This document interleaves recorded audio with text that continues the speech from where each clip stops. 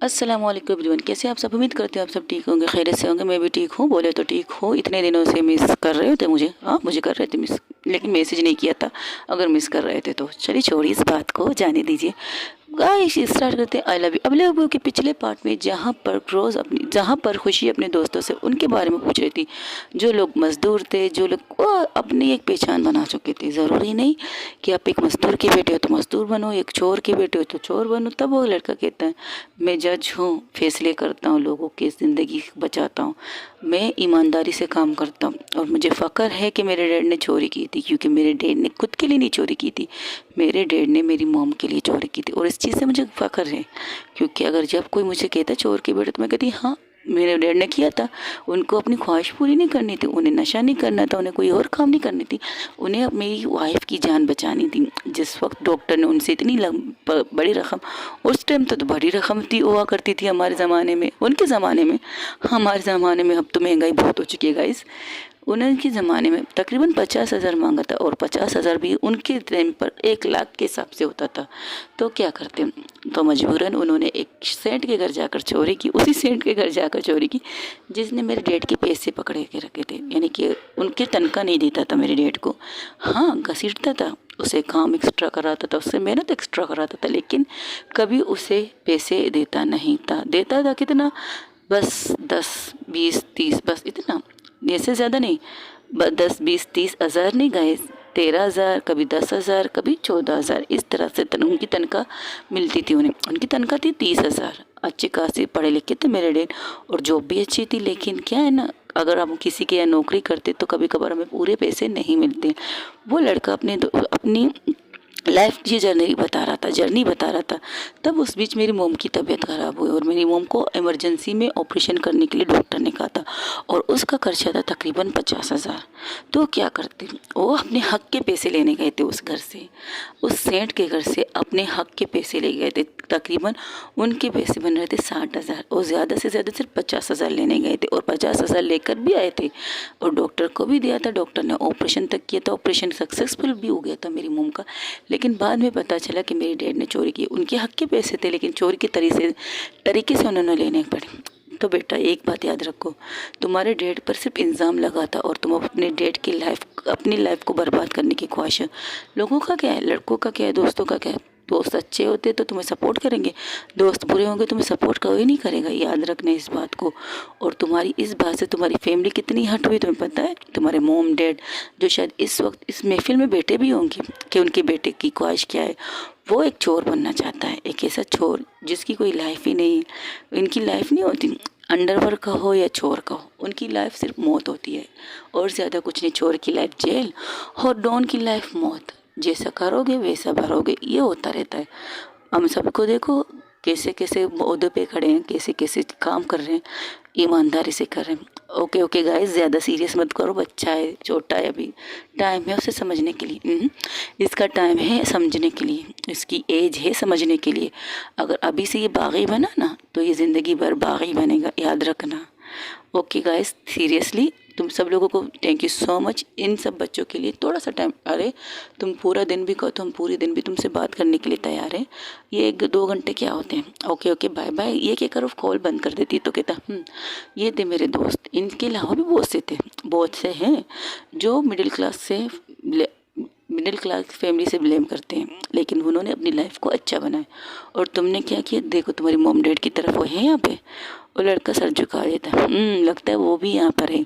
तो जाओ उनसे सॉरी करो, और उन लड़कों से कहो अरे जाओ जाओ जो करना है कर लो, मेरे पापा तो चोर है नहीं, मेरे पापा ने कभी चोरी की नहीं, तो क्यों इल्ज़ाम लगाओ तुम लोग। बैंक में जो था वो क्लियर हो चुका था, और कुछ नहीं, जाओ शाबाश अपने मॉम डैड के। और जाके भागता है, सीधा जाके अपने डैड के गले लगता है और कहता है sorry dad, I am sorry, मैंने आज बहुत दिनों से आपसे बदतमीज़ी कर रहा हूँ। जब से कॉलेज में, जब से इस स्कूल में मुझे ब्लू करा जा रहा है कि तुम्हारा बाप चोर है, तो उनका गुस्सा मैं आप पे निकाल देता हूँ। हालांकि मैं जानता हूँ आप मुझसे कितनी मोहब्बत करते हो, आपकी जान हूँ मैं, सॉरी डैड। और उसके पाँव पे खड़े होकर उसके पाँव पकड़ के रोने लगता है। तो उसका बाप उसे पकड़ के कहता है मैंने चोरी नहीं की है, एक छोटी सी मिसअंडरस्टैंडिंग थी जो मैंने क्लियर की है, क्योंकि तुम्हारे लिए की है, क्योंकि मैं अपने बेटे का हीरो हूँ और हीरो कभी विलन नहीं बन सकते, याद रखना। ये कहकर वो गले लगाता है अपने बेटे को, क्योंकि वाकई इतने दिनों से उसका बेटा उससे ठीक से बात नहीं कर रहा, उसके साथ बैठता नहीं, उसके साथ खाता नहीं। आज वो एक लड़की की वजह से, जिसे अनमोल है, खुशी उनके लिए अनमोल थी, लेकिन उन्होंने उसकी बेटी को सही रास्ता दिखाया। तब वो लड़के खड़े होते जो उसे बुली करते हैं, वो आते हैं सीधा फ्रेम के पास और कहते हैं आई एम सॉरी यार, हमने तुम्हें तंग किया था, आई एम सॉरी सर, हमने इससे बुली किया था, और हम सबके सामने इस चीज़ को एक्सेप्ट करते हैं और आइंदा हम किसी भी बच्चे को बुली नहीं करेंगे, आई प्रॉमिस।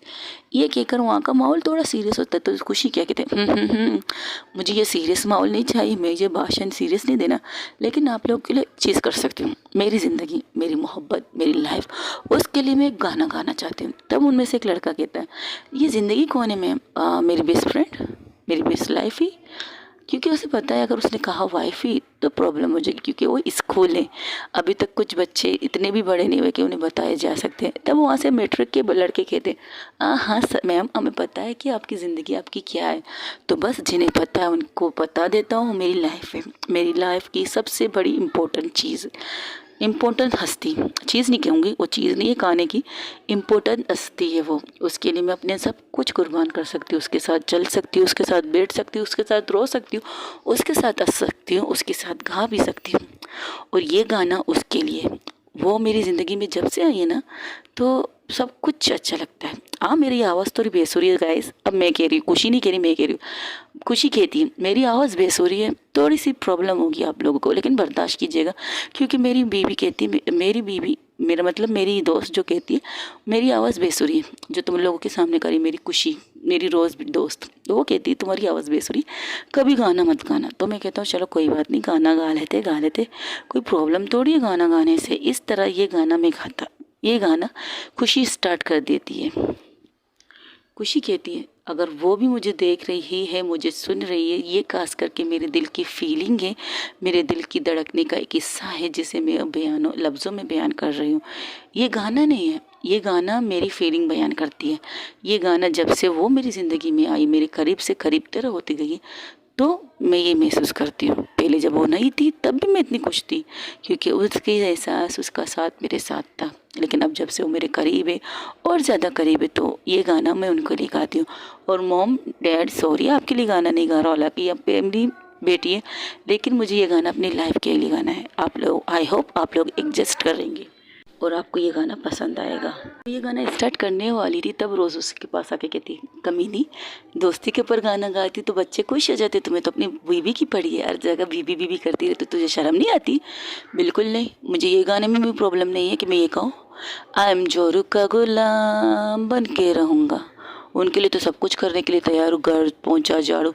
अच्छा, ज़िंदगी में कभी तुमने झाड़ू पकड़ा है? अब खुशी रोज़ एक दूसरे से बेसाबेसी कर रही है। वो गाना रुक चुकी थी, वो गाना स्टार्ट नहीं होती, लेकिन खुशी कहती है सीरियसली तुम मुझसे यहाँ इस वक्त लड़ना है कि जिस तरह मुझे झाड़ू पकड़ना नहीं आता उस तरह तुझे झाड़ू पकड़ना आता, जिस तरह मुझे पोंछा करना नहीं आता तुझे भी नहीं आता। और हाँ, मुझे आता है क्योंकि मैं अपने घर से दूर थी 1 साल तक, तो मैंने सब कुछ सीखा है। अच्छा, तो तुम्हारी खाला ने तुम्हें घर झाड़ू पोंछा सब कुछ करवाया क्या? नहीं तो उनकी हेल्प करती थी, मज़ा आता था हेल्प करने में। और हाँ, और बच्चों एक बात और, अपनी फैमिली में अपनी मॉम डैड, अपनी फैमिली में जो भी आपको जिसको आपकी ज़रूरत हो उसकी हेल्प करनी चाहिए। अगर आपकी सिस्टर कहती प्लीज़ यार मेरी ये कमीज़ प्रेस कर दो, तो तुम ना मत कहो, उससे कहो होके दी, हम कर लेंगे, क्योंकि इससे आप लोगों का प्यार बढ़ता है। अच्छा, लव कहता अच्छा, आज तक तुम हमारी बहन ने हमारी कोई कपड़े इस्त्री नहीं किए। और हाँ, लव खुश ये सोच रहे होंगे कि मैंने आज तक उनके कपड़े प्रेस नहीं किए, तो मैं ये क्यों कह रहा हूँ? इसलिए कह रहा हूँ बच्चे, जब तुम लोग छोटे थे तुम लोगों की नैपकिन तक मैंने चेंज की थी, याद रखना इस बात को। बड़े हो गए तो प्रॉब्लम तो होगी ना कुछ चीज़ों से, लेकिन हेल्प करना चाहिए। अपनी मॉम की हेल्प करो किचन में नहीं, किचन में काम मत करना, क्योंकि हम बनाएंगे नहीं, बिगाड़ने वाले बच्चे खिलाएंगे। इसलिए लेकिन जहाँ जहाँ आपको लगे आपकी पेरेंट्स को आपकी सपोर्ट की ज़रूरत है, आपकी मदद की ज़रूरत है, बिना हिचकिचाहट उनकी मदद कर लो। ओके गाइस, ये गाना स्टार्ट कर देती है। पाया मैंने पाया तुम्हें, रब ने मिलाया तुम्हें, होंठों पे सजाया तुम्हें, नग़मे सजाया तुम्हें, पाया मैंने पाया तुझे, रब ने मिलाया तुझे, होंठों पे सजाया तुम्हें, सपने होंठों पे सजाया तुम्हें, नग़मे बनाया तुम्हें। तुम जो आए ज़िंदगी में बात बन गई रे, ओ हो इश्क मज़हब इश्क मेरी ज़ात बन गई रे, इश्क मज़हब इश्क मेरी ज़ात बन गई रे। मैंने पाया तुम्हें, सपने में लाया तुम्हें, सपने सजाया तुम्हें, नगमे से गाया तुम्हें, पाया मैंने पाया तुम्हें सपने। तुम जो आए जिंदगी में बात बन गई रे, इश्क मजहब इश्क मेरी ज़ात बन गई। सपने तेरी चाहतों के, सपने तेरी चाहतों के देखता हूँ मैं भी, दिन है सोना और चांदी रात बन गई। ओ तुम जो आए जिंदगी में बात बन गई। पाया मैंने पाया तुम्हें, रब ने मिलाया तुम्हें, मैंने सजाया तुम्हें।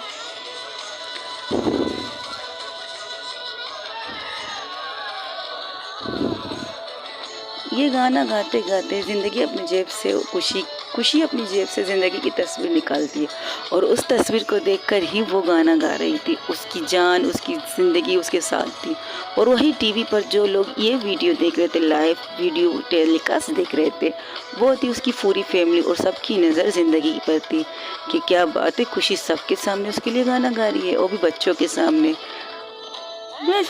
खुदाई हुआ धड़कने भी अपनी तो लगता है तेरी हाटे। अरे हाँ मंगी मैं खुदाई, मैंने मांगा ना ज़माना भी, मांगी है तेरी चाहते। मैं भी मिलने की तुमसे, ख्वाहिशें मिलने की तुमसे रोज़ होती है नहीं, तूने दिल की जीत मेरी मात बन गई है। ओ तुम जो आए ज़िंदगी में बात बन गई।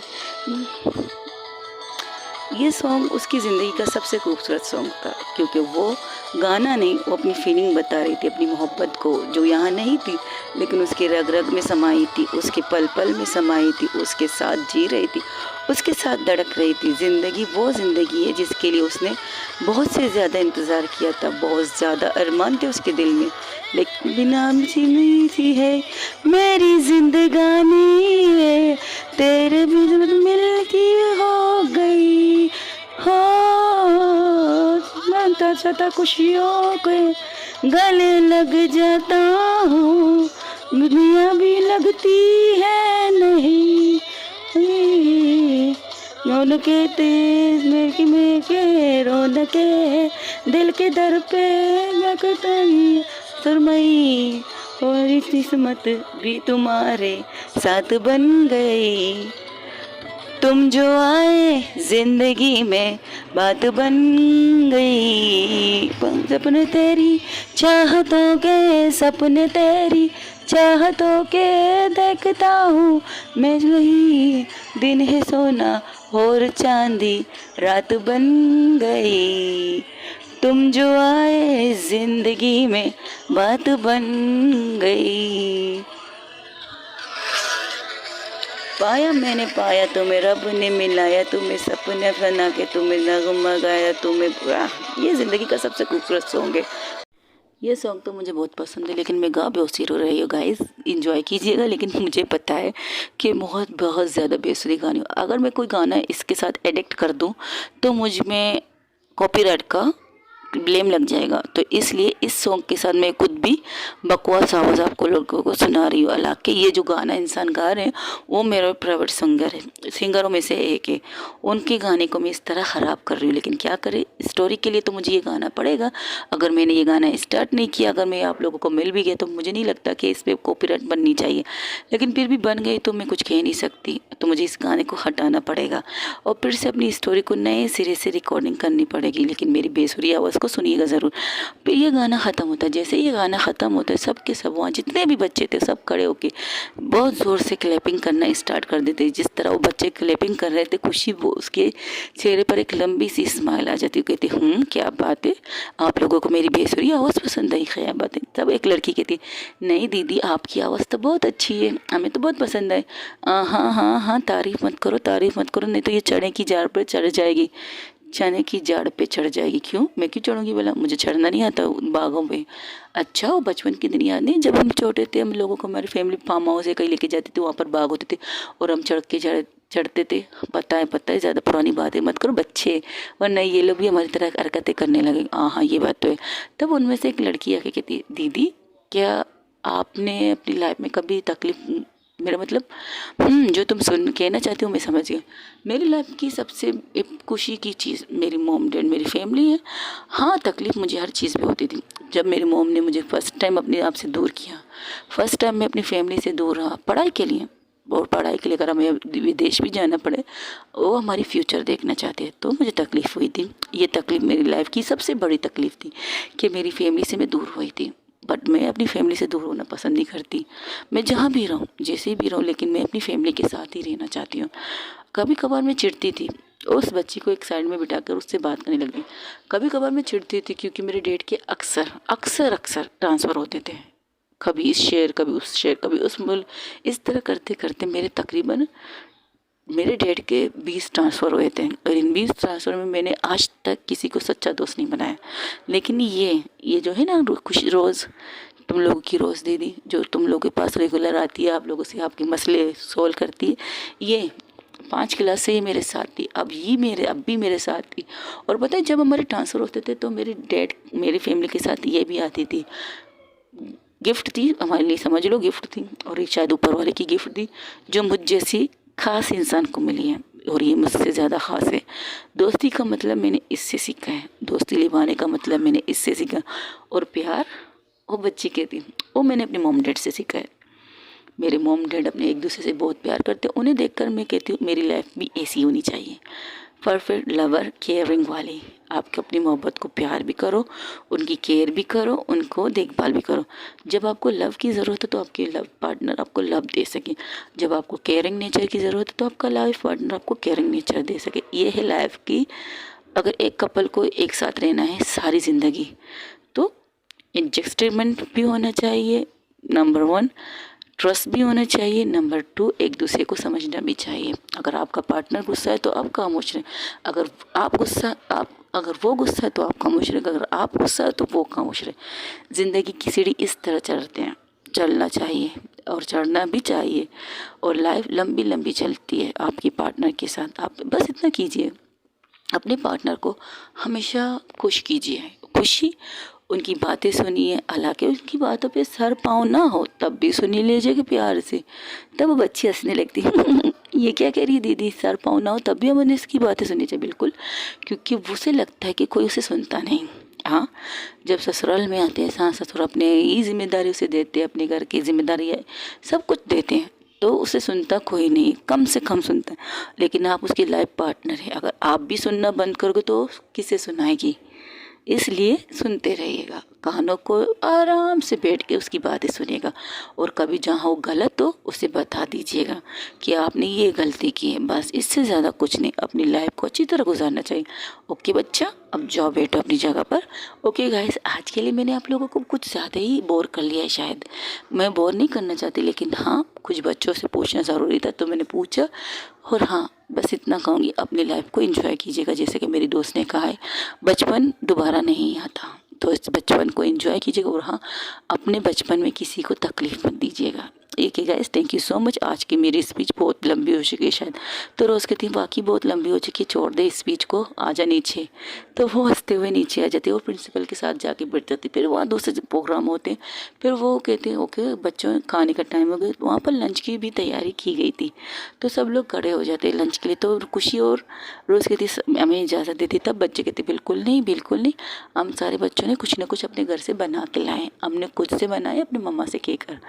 ओके, तो आप लोग चाहते हैं हम लोग टेस्ट करें आप सबके हाथों की टेस्ट। ओके, एक काम करते हैं हम यहाँ बैठते हैं, एक एक बच्चा आके हमें एक एक लुकमा खिलाए, ठीक है। हाँ ये ठीक है, ये कहकर सब लोग लाइन लगाते हैं और सबके हाथ में जो खाना था टिफ़िन में वो एक एक लुकमा खुशी प्लस रोज़ को खिला रहे थे। रोज़ कहती ये कुछ ज़्यादा नहीं होगा, अब बच्चे प्यार से लाएं तो खाना तो पड़ेगा, तो खामोशी से कहा। ये कहकर वो खाना लग जाते, सब लोग खाने लगते। तब खुशी कहती मेरा पेट भर चुका है और बच्चे बहुत हैं यार, उनकी खुशी से तुम्हें खाना पड़ेगा मेरी जान। हाँ तेरी तो हालत पूरी होने वाली है, मुझे कोई परवाह नहीं, मुझे संभालने के लिए मेरी ज़िंदगी है, तू बता तेरे से संभालने के लिए कौन है। अभी तक शादी नहीं हुई है, मुझे इतना यकीन है शादी के बाद वो भी मुझे संभाल लेगी, बट बहुत ज़्यादा हो गया, प्लीज़ खुशी कुछ कर वरना मैं मर जाऊँगी यार, इतना नहीं खा सकती, इतना खाना नहीं बनता मुझसे। अच्छा ठीक है मैं कुछ करती हूँ, ये कह कर उन बच्चों को कहती ओके बच्चों अब आप सब लोग जाए अपने अपने पेरेंट्स को ये लुकमा पर खिलाइएगा। लेकिन हम तो बच गए दीदी, वो एक क्यूट सी बच्ची कहती ओ सॉरी बच्चा आओ आओ खिलाओ, ये कहकर वो बच्ची उसे एक एक लुकमा खिला दे दी। ओके, इस तरह अपनी फैमिली के साथ खाना खाना चाहिए आप सबको। जब अब तक के आर के स्कूल से जाए ना तो डिसिप्लिन में अपनी बैग साइड पे रख के, अपने शूज़ साइड पे रख के, यूनिफॉर्म चेंज करे और कहे मम्मा भूख लगी है, तो जब मम्मा को भूख खाना लाएगी तो पे सबसे पहले खुद ना खाकर अपनी मॉम को खिलाएगा, तो देखिएगा आप लोगों को कितना मज़ा आएगा इस चीज़ से। ओके प्रिंसिपल साहिबा अब हम चलते हैं, बहुत ज़्यादा लेट हो चुके हैं। ओके गाइस आज के लिए इतने, हो सके मेरे चैनल को लाइक शेयर सब्सक्राइब कीजिएगा। टेक केयर, बाय बाय, अल्लाह हाफिज़।